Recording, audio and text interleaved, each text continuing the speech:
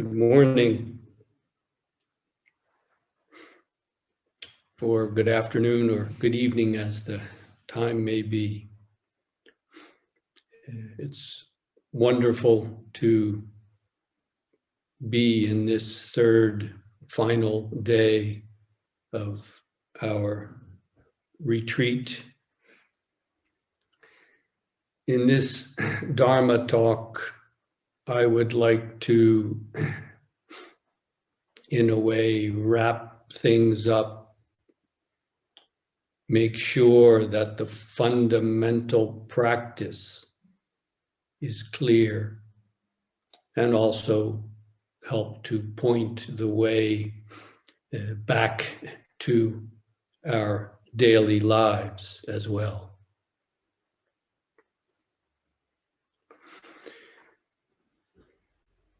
I trust over these few days you have been able to confirm for yourself that this is the way for you to go.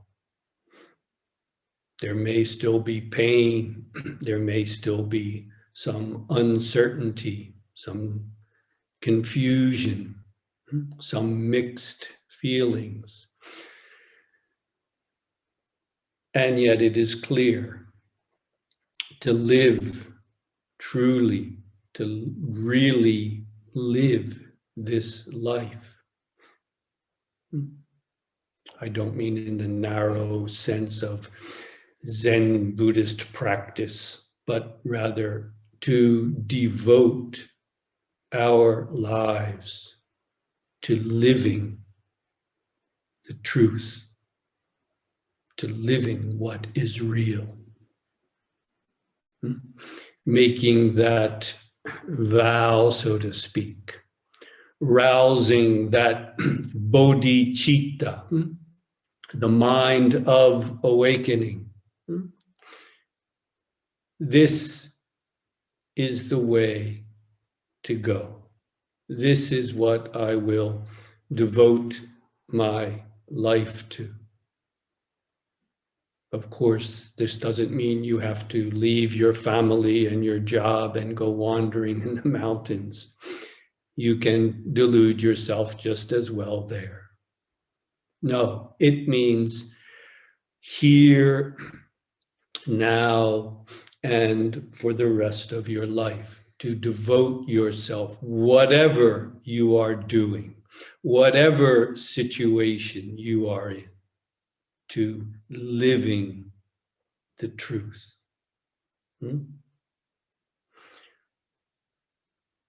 When you are ready to make that commitment, you have everything you need. The rest is up to you to live that out. To live in accord with that. So, for example, when we speak, when we talk with others, we don't use this as an escape or a way to simply use our own prejudices, our own discursive mind, but that our speech itself is a part of this practice. Learning to speak the truth is a part of living it. Naturally, this also means to truly listen, to truly listen.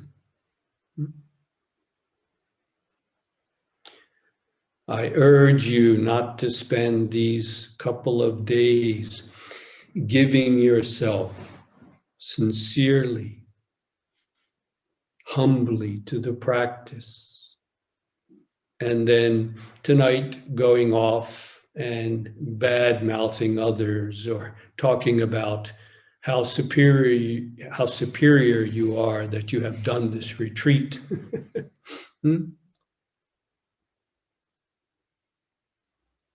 carry this practice out into the world. Better yet, find this practice in the world. Don't bring something you realized or attained here back to the world. Find it there. Let that division that you make, that your mind makes between this practice and the other stuff, that division is not real. Confirm it for yourself. No, they're not simply the same thing. Sitting 10 or 15 hours a day is not what you will be doing tomorrow. Fine. Please live that out in your life, in your difficulties, the challenges. Here is where the practice really springs to life, comes to life, is alive in and as the world. Yes, it takes time, it takes patience, it takes humility, humbleness. I trust none of that is lacking in you. Find it here and find it out there as well. Proper practice. Proper practice allows you naturally to apply this, to work this out in the world. Yes, in the confusions, in the difficulties. If it's not alive there, it's worthless. It's less than worthless. It becomes an unhealthy escape. Work it out in the world. Work it out with your body, your breath, and your mind. Those patterns, those mental wheels, they do not come undone just because you want them to, just because you see how frustrating and defeating they are.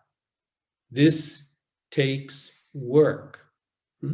You have put a lot of energy into nourishing those delusions, those little patterns, that little world that you hide yourself in. Well, yes, naturally, it takes some work to undo that. Reality calls. Living truly calls, doesn't it? Because it's a little difficult? I'll tell you straight, what's difficult is living the rest of your life in that delusion. Stop deluding yourself with your delusions. See it through.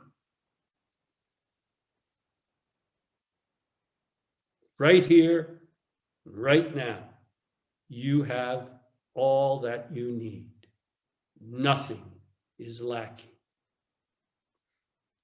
It's simply a question of whether you live that or not. It is up to you. The path is completely free and open on all sides. It's up to you to walk it or to go back into your little hovel, your little delusion, and sit there and think about how dissatisfied you are. Or even worse, think that you are somehow better than the others. You are the biggest no-self around. Beware. Beware. Proper guidance is very helpful, but the real work must be done by each and every one of us. And we can do it. We must do it. When it gets to that point, it will be done. As long as it's a possibility. Yes, Jeff, I like that. Yes, maybe next weekend I'll even sit some more, huh? When it becomes what must be done, it will be done.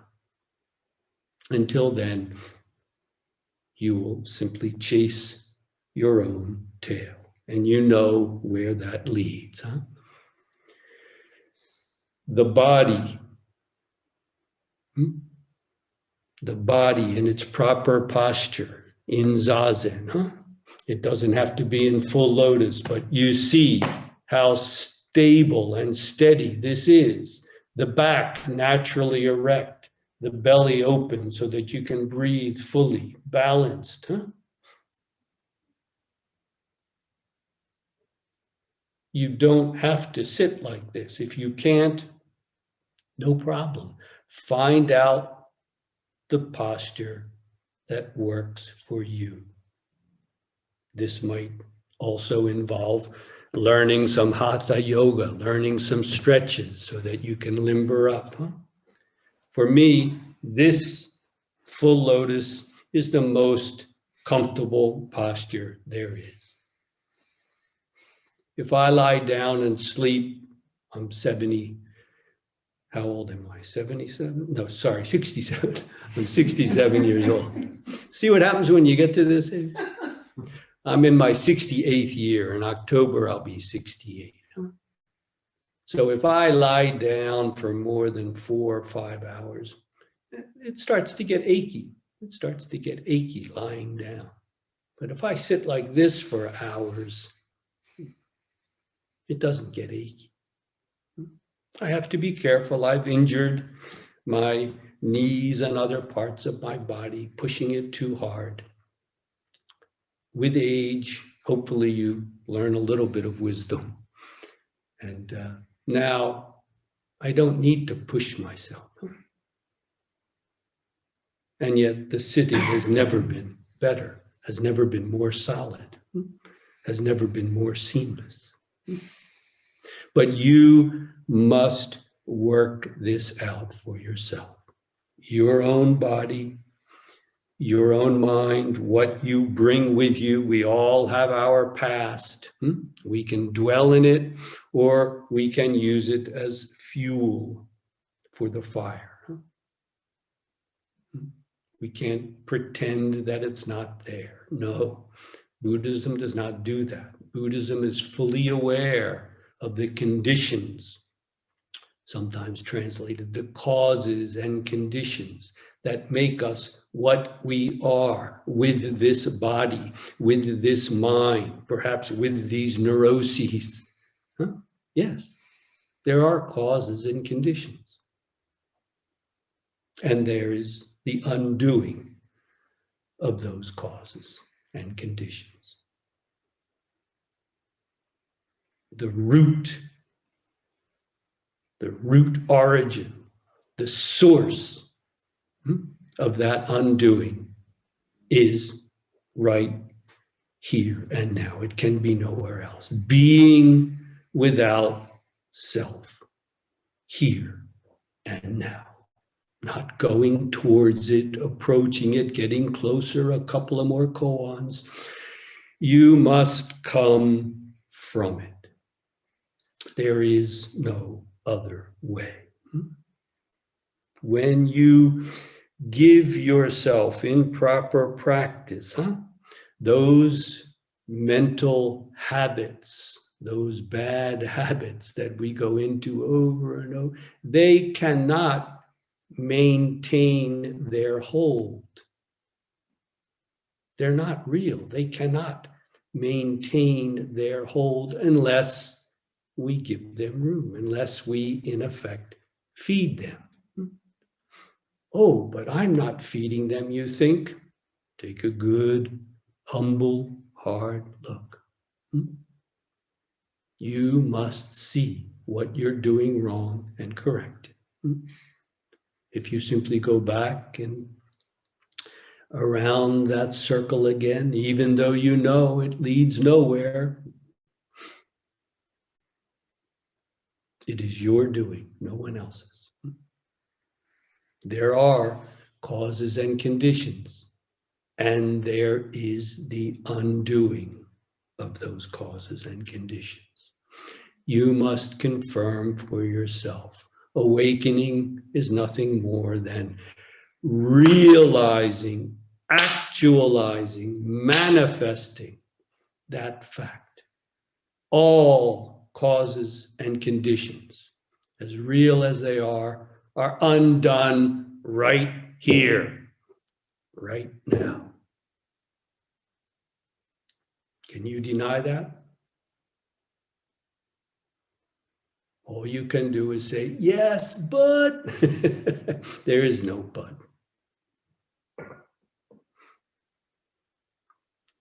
Those mental circles, that prison that we put ourselves in, it naturally dissolves. It naturally dissolves. If you are giving yourself humbly, sincerely, patiently to the practice. No, it doesn't just go like that. And yet, there's not one thing holding you back right here and right now. That heaviest of karmic obstacles, that most frustrating circle that you go in is nothing, is nothing. You must see it through for yourself. Practicing properly, those escape routes themselves, they lose their appeal.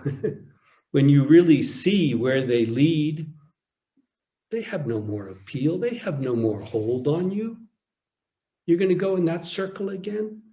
Cause pain to yourself and others again? No, no, no. There's no greater joy than being without self. There's no greater joy. There's also no greater contentment. It is a joy, a boundless joy, which is completely at rest. Content.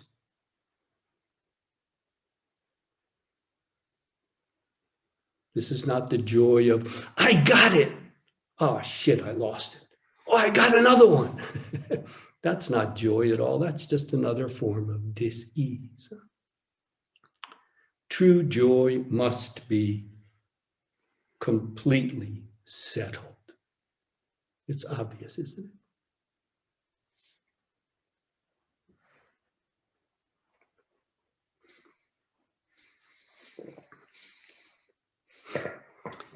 Continue giving yourself to the practice.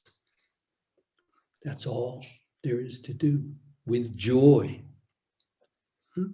with trust, the trust that you have. I'm not saying blindly believe, no, based on your own experience. Is it perfect? Doesn't have to be.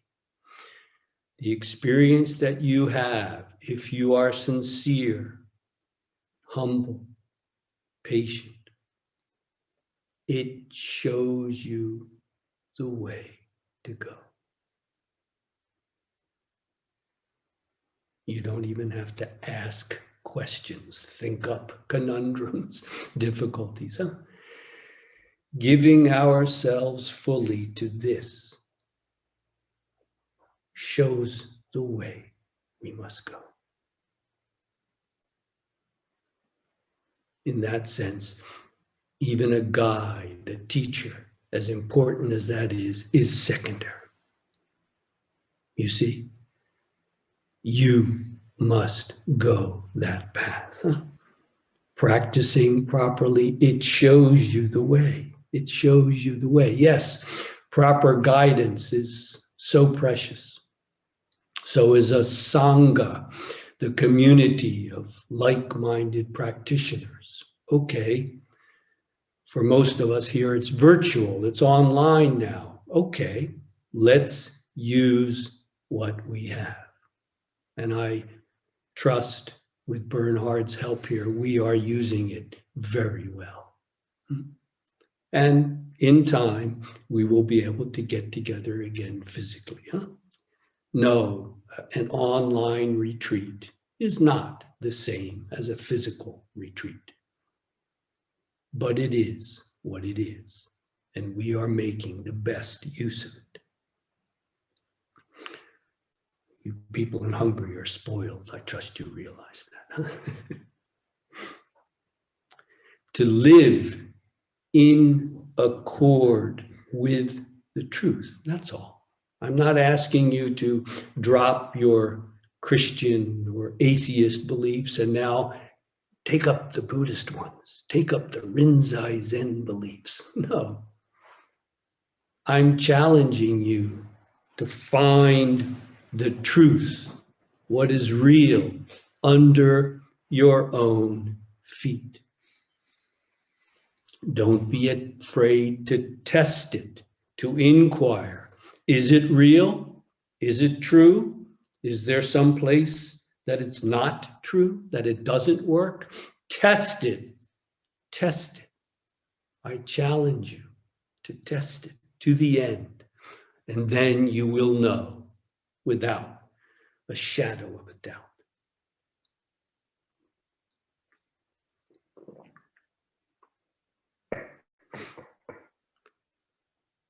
You see, don't you, what it is to return to the world later today or tomorrow?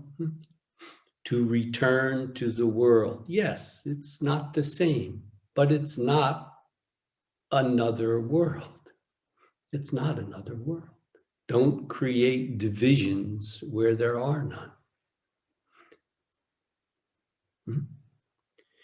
You have given yourself here to this practice for several days, and we still have several hours left. Please continue making best use of this precious opportunity right up to the end.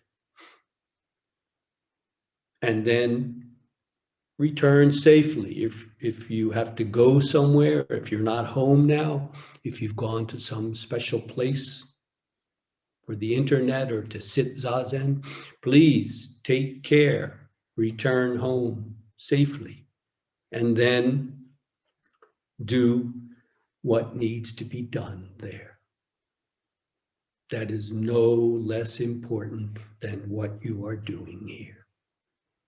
Confirm that for yourself, and then you will see the practice continues seamlessly without a gap. Well, probably after a couple of days, you'll find yourself, as we say, coming down from that retreat high. That's fine. That's fine. It's fine. Don't hold on to that. Let it be what it is. Meet those challenges in the world. Maybe those emails that have piled up. You do what needs to be done. And of course, when you have time, return to zazen, sustained zazen, sitting through until it's clear as can be, clear as the nose on your face, as we say. This is being without self.